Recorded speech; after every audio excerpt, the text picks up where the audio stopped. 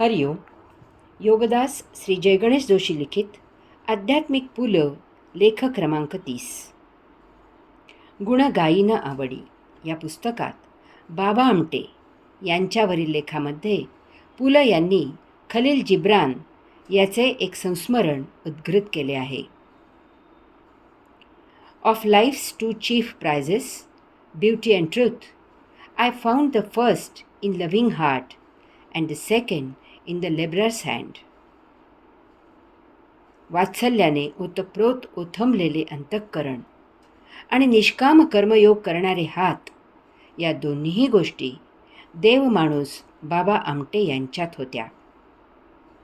बोटे झडलेली, नाकाचा शेंडा सडलेला असा एक असहाय्य देह कचऱ्याच्या पेटीशेजारी जगायला धडपडताना पाहिल्यावर बाबांच्या अंतःकरणात वात्सल्य पाझरले आणि त्यांचे हात आपोआप त्याची सेवा करू लागले.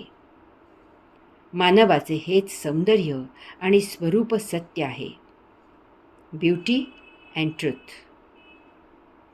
बाबा आमटे या महामानवाच्या, या देव माणसाच्या कुष्ठरोग्यांप्रती योगदानाबद्दल म्या पामराने काही लिहायची गरज नाही आणि ती माझी ताकद आणि कुवतही नाही. वात्सल्य करणारे अंतःकरण हेच माणसाचे खरे सौंदर्य आहे. गोरी गोमटी आणि कपाळ करंटी काय उपयोगाची? वात्सल्य हे निरपेक्ष असते, ते मनापासून केलेले प्रेम असते. वात्सल्य कर असे सांगावे लागत नाही आणि ते तसे करताही येत नाही. वात्सल्याचा उमाळा आतून अंतःकरणामधून उत्स्फूर्तपणे उमटतो.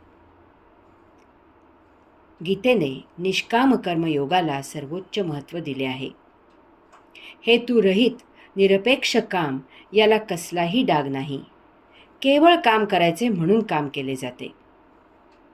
गाडगे बाबा कोणी सांगितल्यामुळे नव्हे, कोणाकडून काही मिळावे म्हणून नव्हे, तर केवळ स्वच्छता करायची म्हणून हाती झाडू घेऊन गाव साफ करू लागले.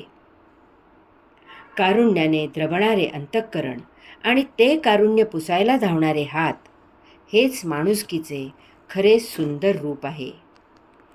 अशांच्या मध्ये देवदर्शन घडते. हरि ओम.